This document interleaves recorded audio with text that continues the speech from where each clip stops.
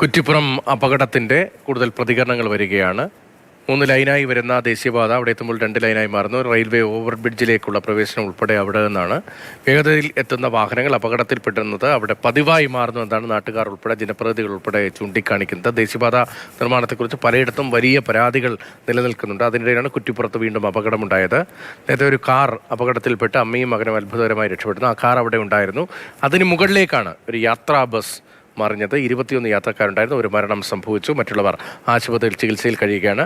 പരിപൂർണമായി ബസ് തകർന്നുപോയി. ബസ് ഇല്ലാതായി എന്ന് തന്നെ പറയാം. പരിപൂർണമായി ടോട്ടൽ ലോസ് ആണ് ബസ്സിനെ സംബന്ധിച്ച്. ഓരോ ഭാഗമായി അത് മാറി ക്രെയിൻ എത്തിച്ച് ഇപ്പോൾ ചേസ് ഉൾപ്പെടെ ഉയർത്തി മാറ്റുന്നുണ്ട്. രണ്ടായി ഈ ബസ് പിളർന്നു പോയ അവസ്ഥയിലായിരുന്നു. ഡിവൈഡറിൽ ഇടിച്ച് തലകീഴായി മറ്റൊരു ഡിവൈഡറിൻ്റെ മുകളിലൂടെ മറിയുകയായിരുന്നു. വലിയൊരു അപകടമാണ് അവിടെ സംഭവിച്ചത്. ഭാഗ്യം കൊണ്ട് മാത്രമാണ് വലിയ ഗൗരവമുള്ള പരിക്ക് ഈ യാത്രക്കാരിൽ ഭൂരിപക്ഷം ആളുകൾക്കും ഇല്ലാത്തത് എന്നത് എടുത്തു പറയേണ്ടി വരും. കുറ്റിപ്പുറം ടൗണിന് സമീപത്താണ് ഈ അപകടമുണ്ടായത്. താലൂക്ക് ആശുപത്രിയിലേക്ക് ഉൾപ്പെടെ മാറ്റിയിട്ടുണ്ട്. അല്പം ഗൗരവമുള്ള പരിക്കുള്ള 2 പേരെ മിംസ് ആശുപത്രിയിലേക്ക് മാറ്റിയെന്നതാണ് ആബിദ് ഹുസൈൻ തങ്ങൾ MLA നേരത്തെ വ്യക്തമാക്കിയത്. അരുൺ അമർനാഥ് തുടരുന്നുണ്ട്. അരുൺ, ആശുപത്രികളിൽ നിന്നുള്ള വിവരങ്ങൾ ക്രോഡീകരിച്ചെങ്ങനെ? അതായത് ഇത്തരത്തിൽ സ്വകാര്യ ആശുപത്രിയിലേക്ക് കോട്ടക്കലിലെ സ്വകാര്യ ആശുപത്രിയായിട്ട് മിംസിലേക്ക് മാറ്റിയിട്ടുള്ളത് ഈ ഗുരുതരമായി പരിക്കേറ്റു എന്ന് പറയുന്നവരെയാണ്. അത് ആദ്യ മണിക്കൂറിൽ തന്നെ മാറ്റിയതാണ്. ഇവരുമായി ബന്ധപ്പെട്ട റിപ്പോർട്ട് ഉൾപ്പെടെയാണ് വേണ്ടതുള്ളത് എന്നാണ്. 20-ന് മുകളിൽ ആളുകൾക്ക് പരിക്കേറ്റിട്ടുണ്ട്. അവരുടെയൊക്കെ നില തൃപ്തികരമാണ് എന്നുള്ളത് തന്നെയാണ് ഈ മണിക്കൂറിൽ നമുക്ക് പങ്കുവയ്ക്കാൻ സാധിക്കുന്നത്. ഒപ്പം തന്നെ 3 പേരുടെ നില ഗുരുതരമാണ് എന്നുള്ളതിലാണ്. അതിലേക്കുള്ള അവർക്ക് ചികിത്സ നൽകി വരുന്നു എന്നുള്ളതാണ്. പെൺകുട്ടികൾ ഉൾപ്പെടെ അതിലുണ്ട് എന്നുള്ളതാണ് ആശുപത്രിയിൽ നിന്നും നിലവിൽ ലഭ്യമാവുന്ന. പക്ഷേ ആദ്യ മണിക്കൂറിലെ റിപ്പോർട്ട് അനുസരിച്ച് മാത്രമേ കൂടുതൽ സ്ഥിരീകരണത്തിലേക്ക് എത്താൻ സാധിക്കൂ എന്നുള്ളത് ഉൾപ്പെടെയാണ്. ഗൗരവമേറിയ പരിക്കുകളാണ്. അതിന്റെയൊക്കെ വിശദ വിവരങ്ങൾ ആ റിപ്പോർട്ട് അനുസരിച്ച് മാത്രമേ സ്ഥിരീകരിക്കാൻ സാധിക്കൂ എന്നുള്ളതാണ് ആശുപത്രി അധികൃതരുമായൊക്കെ ബന്ധപ്പെട്ട് സംസാരിക്കുമ്പോൾ നമുക്ക് ലഭ്യമാവുന്ന വിവരം. എന്തായാലും നിലവിൽ ഉള്ള ആളുകളെല്ലാം തന്നെ ആശുപത്രിയിലേക്ക് ഉടനടി തന്നെ എത്തിക്കാൻ സാധിച്ചു. അത്തരത്തിൽ ഊർജിതമായ രക്ഷാപ്രവർത്തനം നടന്നു എന്നുള്ളത് തന്നെയാണ് അപകടവുമായി ബന്ധപ്പെട്ട ഏറ്റവും പ്രധാനപ്പെട്ട കാര്യം.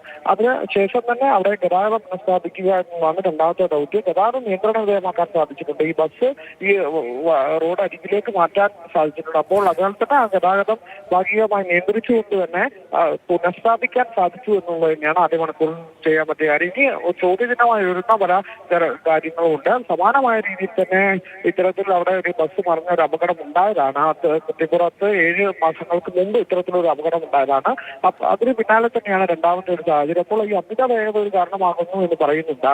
അപ്പോൾ പോലും ഈ അമിത വേഗത നിയന്ത്രിക്കാനുള്ള ഒരു കോഷൻ ബോർഡ് അല്ലെങ്കിൽ ഒരു ഇൻഡിക്കേഷൻ അവിടെ ഉണ്ടാകുന്നില്ല എന്നൊരു പരാതിയാണ് നാട്ടുകാർ കാര്യമായും പറയപ്പെടുന്നത്. കാരണം 3 വരിയായി വരുന്ന പാത അവിടെ എത്തുമ്പോൾ 2 വരിയാകുക. കാരണം റെയിൽവേ ഓവർബ്രിഡ്ജ് ഉണ്ട്, ROB ഉണ്ട്, മേൽപ്പാലമുണ്ട്. അപ്പോൾ അതാണ് ഏറ്റവും പ്രധാനപ്പെട്ട കാര്യം. അവിടെ എത്തി പെട്ടെന്നാണ് ഇത് ഒരു ഡ്രൈവറുടെ ശ്രദ്ധയിൽപ്പെടുന്നത് എന്നുള്ളതിനാൽ തന്നെ ആ ഒരു നിമിഷത്തിൽ ബ്രേക്ക് അപ്ലൈ ചെയ്യുമ്പോൾ അല്ലെങ്കിൽ ബ്രേക്ക് പ്രയോഗിക്കുമ്പോൾ അത്തരത്തിൽ വാഹനം മറയാനുള്ള സാധ്യത കൂടുതലാണ്. അമിത വേഗതയിലുള്ള വാഹനം നിയന്ത്രണം വിടാനുള്ള സാധ്യത കൂടുതലാണ്. അങ്ങനെയാണ് ഡിവൈഡർ ഇടിച്ച് മറയുന്ന ഒരു സാഹചര്യം ഉണ്ടായത് എന്നാണ് ദൃക്സാക്ഷികളൊന്നുമല്ല വിവരങ്ങൾ ക്രോഡീകരിക്കുമ്പോൾ ഒരു നിഗമനത്തിലെത്താൻ വേണ്ടി സാധിക്കുന്നത്. എന്നാൽ പോലീസിന്റെ അഗ്നിരക്ഷാ സേനയുടെ എല്ലാം നേതൃത്വത്തിൽ തന്നെ രക്ഷാ ദൗത്യം നടന്നു. എന്നാലും പരിക്കുമായി ബന്ധപ്പെട്ട വലിയ ആശങ്കകളില്ല എന്നുള്ളതാണ്. പക്ഷെ അപകടം ആശങ്ക ഉണ്ടാക്കുന്നതാണ്. ബസ്സിന്റെ ദൃശ്യങ്ങളൊക്കെ കാണുമ്പോൾ തന്നെ അതിന്റെ ഒരു വ്യാപ്തി മനസ്സിലാകുന്നതാണ്. ഇനി അത്തരത്തിലൊരു സാഹചര്യം ഒഴിവാക്കുക എന്നാണ് പ്രധാനപ്പെട്ട ഈ അപകടം കൂടി നമ്മുടെ മുന്നിലേക്ക് വരുമ്പോൾ ഉണ്ടാകുന്നത്. അപ്പോൾ അതിന് വേണ്ട മുൻകരുതലുകൾ എന്തൊക്കെയാണ് എന്നുള്ളതാണ് പ്രധാനപ്പെട്ട ചോദ്യം. ആ ചോദ്യങ്ങളിലേക്കൊക്കെ ദേശീയപാത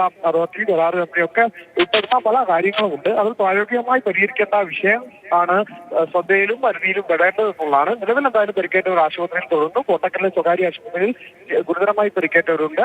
താലൂക്ക് ആശുപത്രിയിൽ ചികിത്സയിൽ തുടരുന്നുണ്ട്. ഒരാൾ മരിച്ച ഒരു മൃതദേഹം കോഴിക്കോട് പെരുവയൽ സ്വദേശി വൈഷ്ണവന്റെ എടപ്പാൾ താലൂക്ക് ആശുപത്രിയിലുമാണ്.